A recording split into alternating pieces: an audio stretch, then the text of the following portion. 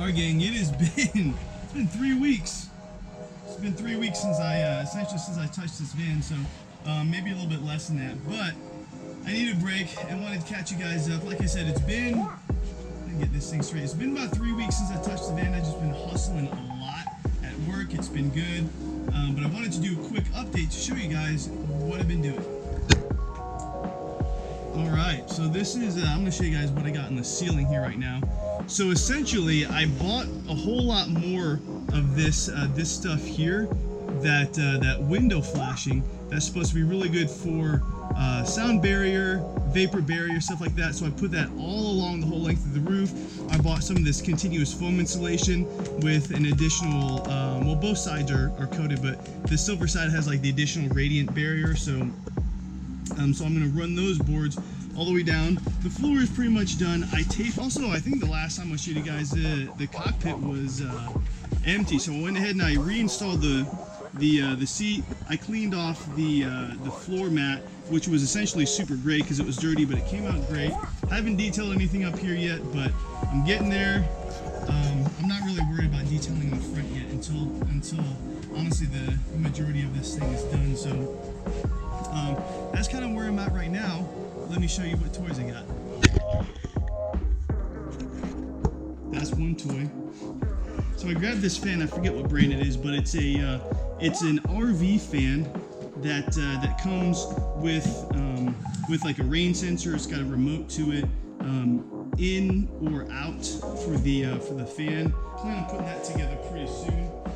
I got some solar, 2,000 watt inverter with plugs to batteries. It's got a wired remote so I can hook it up inside the van. And the thing I'm most excited about is my electric refrigerator. I forget what the brand is, but it's really nice. It's got like the touch screen, the eco controls. It opens in the freezer section. It's a 53 liter, but the freezer section is significantly bigger than the refrigerator section, but I'm good with it. It looks super nice. We tested already. It holds cool really well. It's sleek. The colors are awesome. It's off of 110 volt or actually 12 volts, so I can plug it into like the old school, I don't know if they do that anymore, the cigarette lighter, but in the dash of the vehicle. Long story short, I'm at a place where I'm not necessarily pulling a lot of amperage, a lot of watts, which is good because I don't plan on having a huge battery bank. Alright fam, right off the bat, if you notice a difference in the camera quality, it's because I just switched to my old school, man it's bright, I just switched to my old school Canon, what is this thing, a Canon HFR 500 or whatever it is. In any case, I am super pumped because this step that I just took is huge in making the inside of this van design really work. So I know I mentioned it to you guys in a previous clip. That was probably like a week and a half ago. Honestly, I barely touched the van since. But what I want to show you guys is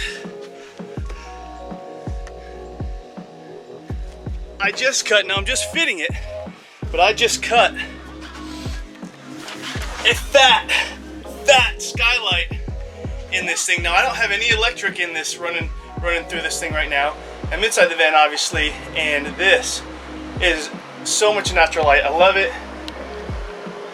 This is what it looks like, and this is the goal, guys. This is the plan, to be able to, no matter where I am, make it feel very natural, like I'm in nature. If I'm parked underneath some trees, maybe I get some green kind of poking in. But the one of the main goals has essentially been to not have any windows around the perimeter of the van. I just wanted natural light coming from up top, because a lot of what I'm going to do is stealth camping.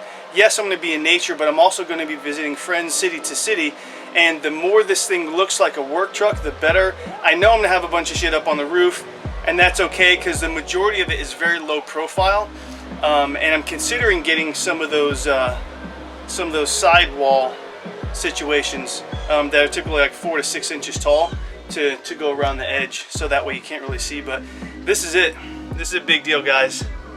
I just cut a So for those of you who are curious, I got the biggest one that I could find that wasn't for residential. And so the external measurements I think are 34 by 22. No wait, 34 by like 26 or something like that.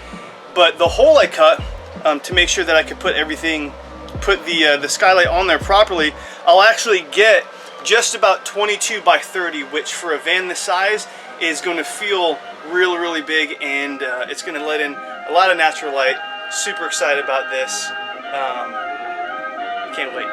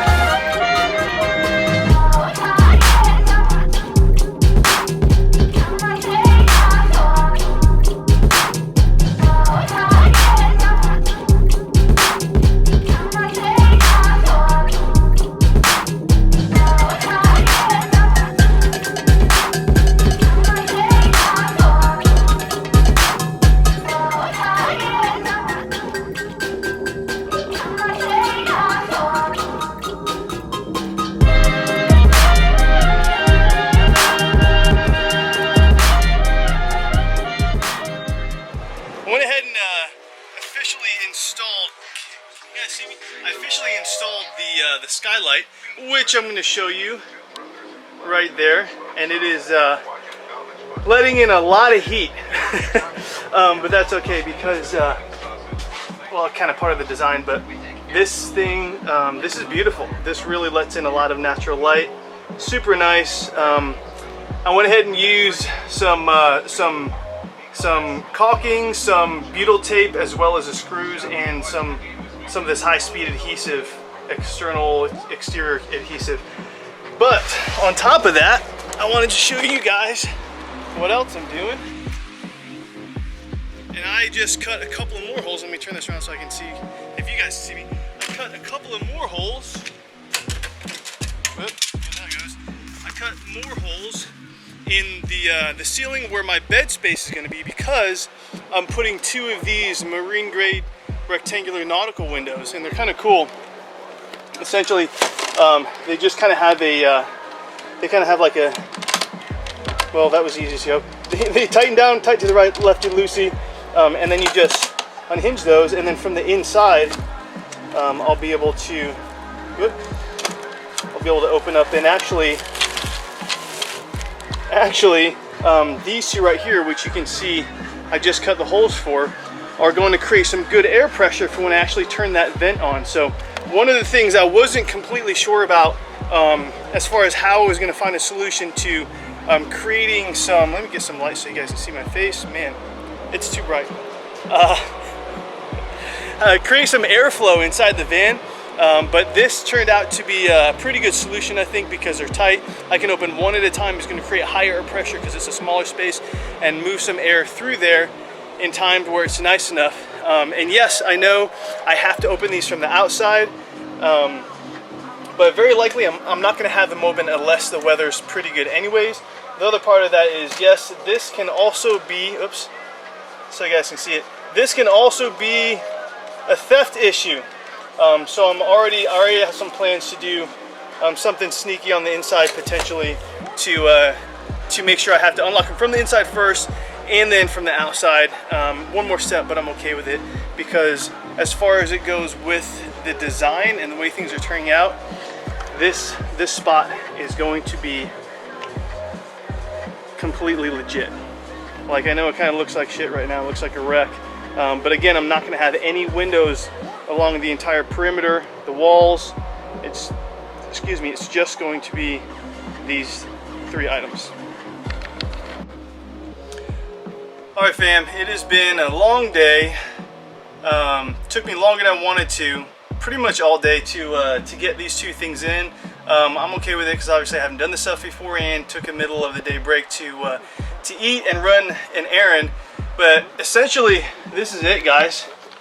You guys remember I mentioned the You've seen the exhaust fan that's still not wired yet, so I can't test it.